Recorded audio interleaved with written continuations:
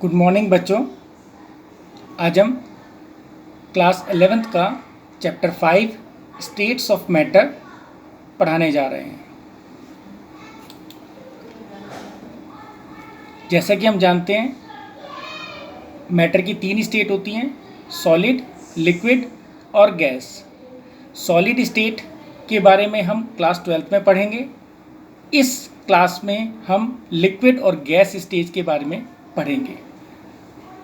जो state of matter है, अब तक तुम पढ़ चुके हो कि कोई भी सॉलिड चीज़ होती है उसको अगर हम हीट करते हैं तो वो मेल्ट हो जाती है।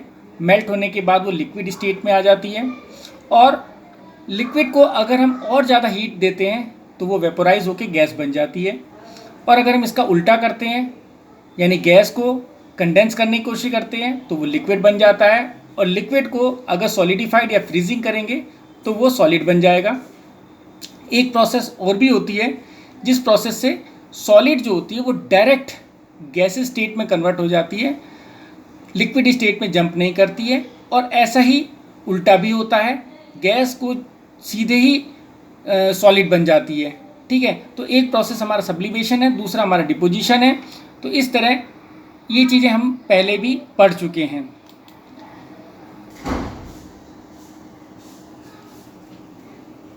सॉलिड, लिक्विड, गैसेस एटम से बने होते हैं और उनके एटम जो हैं काफ़ी दूर होते हैं।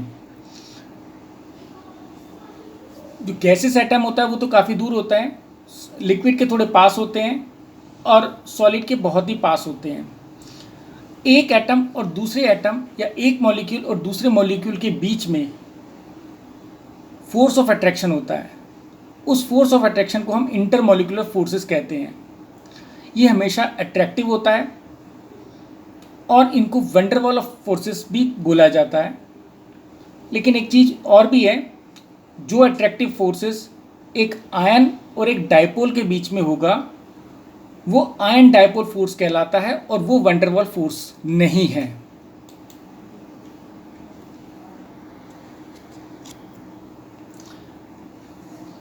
अब हम देखते हैं कितने टाइप ऑफ इंटरमॉलिक्यूलर फोर्सेस होते हैं या वैन फोर्सेस होते हैं। पहला जो हमारा होता है डाइपोल डाइपोल इंटरेक्शन होता है, यानी दो मॉलिक्यूल जिनके बीच में डाइपोल है, यानी कि एक तरफ पॉजिटिव चार्ज है और एक तरफ उसके नेगेटिव चार्ज हैं। ठीक है, तो ऐसे जो मॉलिक्यूल या कंपाउंड्स होते हैं इनके बीच में अगर हम फोर्सेस देखते हैं तो अगर दो ऐसे कंपाउंड हैं तो उनके बीच में जो फोर्स होगा वो डाइपोल डाइपोल इंटरेक्शन होगा। और क्योंकि जो डाइपोल फोर्सेस हैं इनके बीच में परमानेंट है, क्योंकि एक इलेक्ट्रोनेगेटिव है और एक इलेक्ट्रोपॉजिटिव है, तो ऐसा ही हम हाइड्रोजन बॉन्डिंग में भी देखते हैं, जो कि डाइपोल डाइपोल उसमें भी स्ट्रॉन्ग डाइपोल डाइपोल फोर्स है और वो अट्रैक्टिव फोर्स ही होता है।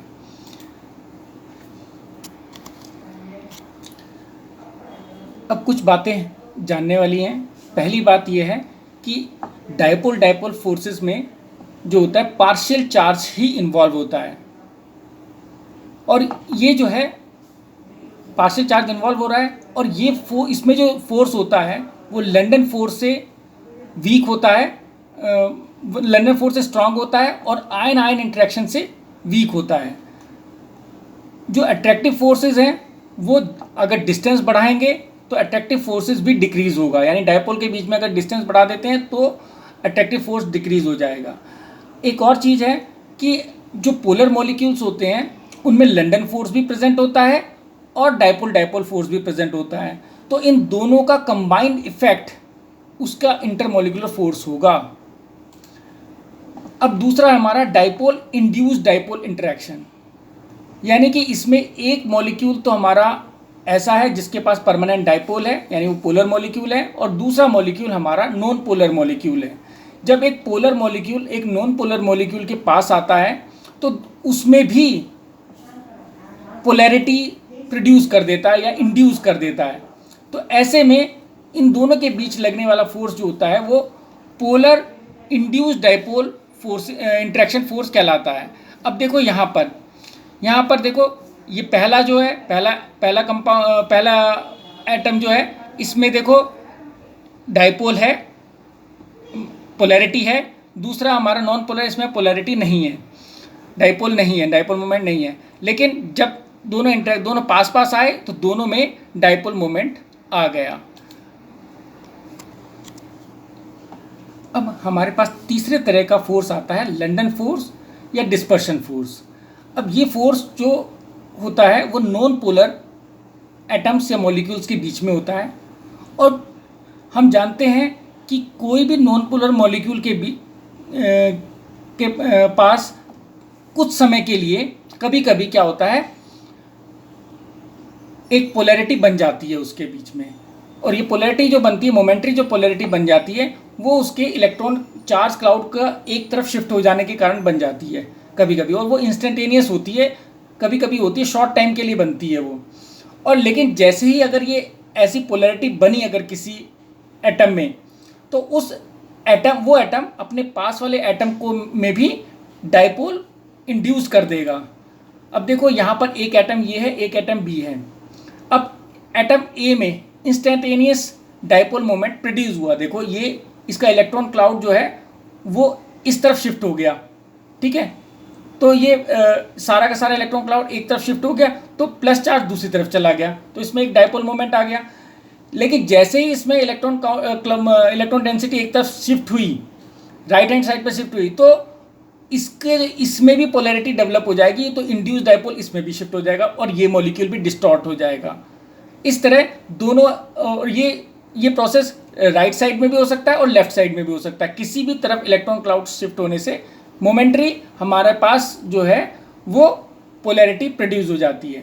अब एक चीज़ नोट करने वाली है, ये जो फोर्सेस होते हैं ये हमेशा अट्रैक्टिव फोर्स होते हैं, कभी रिपल्सिव फोर्स नहीं होते।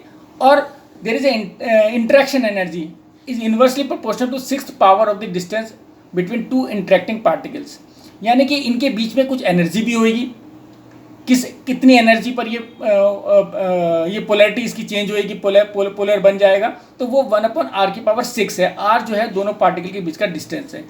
ये जो फोर्सेस है हमेशा शॉर्ट डिस्टेंस यानी 500 पिकोमीटर पर ही, इससे कम पर ही होते हैं ये, और इनका मैग्नीट्यूड जो है वो कितना एटम पोलराइज हुआ है, जो हमारा डाइपोल मोमेंट का मैग्नीट्यूड उस पर डिपेंड करेगा, या डिस्टॉर्शन उस पर डिपेंड करेगा। अब हम देखते हैं इंट्रोडक्शन ऑफ मैटर। तो तुम्हें पता है मैटर क्या होता है? मैटर वो होता है जो कोई भी चीज़ जो जगह घेरती है और उसका कुछ मास होता है, तो वो मैटर होता है। स्टेट ऑफ मैटर, हमारे पास 3 स्टेट ऑफ मैटर हैं। The physical form in which matter exist is called state of matter. Generally matter exist in 3 physical state: solid, liquid and gas.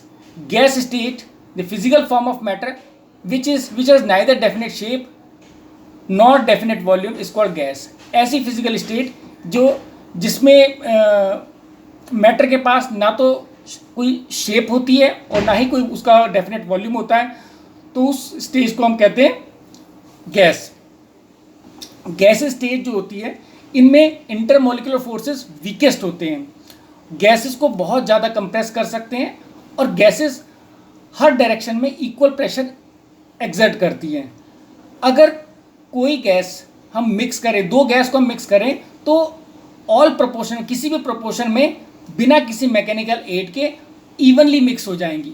अगर हम प्रॉपर्टीज ऑफ गैस देखते हैं तो gas has neither definite shape no definite volume, gas has low density and low boiling point, gas have compressible and can diffused. तो gas compress भी हो सकती है और डिफ्यूज भी हो सकती है।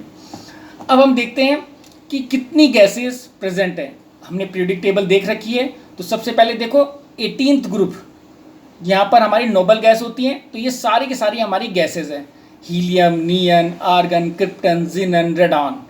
और इसके बाद 17th ग्रुप में हमारे पास जो है फ्लोरीन और क्लोरीन ही गैस हैं। 16th ग्रुप में सिर्फ ऑक्सीजन गैस है, 15th ग्रुप में नाइट्रोजन गैस है, और 1st ग्रुप में हाइड्रोजन गैस है। बाकी सारे हमारे सॉलिड या लिक्विड स्टेट में एलिमेंट्स होते हैं। सिर्फ ये 11 एलिमेंट्स जो हैं वही गैसेस फॉर्म में हैं। अब गैस को हम मेज़र करने के लिए क्या क्या करेंगे, तो कौन कौन सी मेजरेबल प्रॉपर्टीज़ होंगी? पहली मेजरेबल प्रॉपर्टी होती है volume. Space occupied by matter is called volume. कितना स्पेस ऑक्यूपाइड करता है? 1 लीटर का मतलब होता है 1000 ml या 10⁻³ ml भी बोल सकते हैं इसको। और अगर 1 ml की बात करें तो 1 ml 1 सेंटीमीटर क्यूब के बराबर होता है, और 1 लीटर यानी 1000 ml वो 1 dm क्यूब के बराबर होता है। 1 मीटर, अगर 1 मीटर क्यूब को देखें तो 10⁻³ dm क्यूब के बराबर होता है, या 10⁻6 cm क्यूब के बराबर होता है, 10⁻³ ml के बराबर होता है, या 10⁻³ लीटर के बराबर होता है। इसको ध्यान से देखना, और हमें क्योंकि यूनिट कन्वर्जन हमें आएगा न्यूमेरिकल्स में। अब दूसरा है temperature. The degree of coldness and hotness of the body is called temperature. SI unit of temperature is kelvin. Temperature हम केल्विन में लेते हैं। कोई भी सेल्सियस टेम्परेचर में 273.15 अगर ऐड कर देंगे तो वो हमारा केल्विन टेम्परेचर में चेंज हो जाएगा। एसटीपी या एनटीपी ये जो होता है हमारा 273.15 हमारा टेम्परेचर होता है, और 1 बार प्रेशर या 10⁵ पास्कल जो होता है ये हमारा एसटीपी या एनटीपी वाले टेम्परेचर और प्रेशर होते हैं। मोलर वॉल्यूम किसी भी आइडियल गैस का 22.7 लीटर होता है, या 22.4 लीटर एट एसटीपी। एसटीपी पर 22.4 लीटर होता है, वैसे 22.7 लीटर होता है वो। अगर प्रेशर की बात करें, the force exerted per unit area is called pressure. It is denoted by T. Pressure जो होता है फोर्स अपॉन एरिया होता है। यूनिट ऑफ प्रेशर हमारी बार हो सकती है, पास्कल हो सकती है, एटमॉस्फेयर हो सकती है, मिलीमीटर पर एचजी हो सकती है, मरकरी। 1 पास्कल जो होता है 1 न्यूटन मीटर स्क्वायर होता है, 1 न्यूटन पर मीटर स्क्वायर होता है। 1 एटमॉस्फेयर हमारा 760 mm ऑफ एच होता है। ये हमारा 760 टॉर के बराबर भी होता है, या 0.987 बार के बराबर होता है। 1 मोल में 6.022 इंटू 10⁻23 मॉलिक्यूल्स होते हैं। मास होता है हमारा ग्राम अपॉन केजी। अब आते हैं gases law. All gases follow certain law, these laws are called gas law. देखो इस चैप्टर में सबसे मेन टॉपिक ये गैस लॉ ही है। तो अब देखो गैस लॉ क्या है। हालांकि मैं इसके बारे में तुम्हें नेक्स्ट वीडियो में बताऊंगा, लेकिन फिर भी एक ओवरव्यू करके देख लेते हैं कि गैस, हमारे पास गैस है, कौन कौन से फैक्टर हैं जो एक गैस को अफेक्ट कर सकते हैं। गैस है हमारे पास, उसको हम दबा सकते हैं, प्रेशर कम या प्रेशर ज़्यादा हो सकता है गैस में।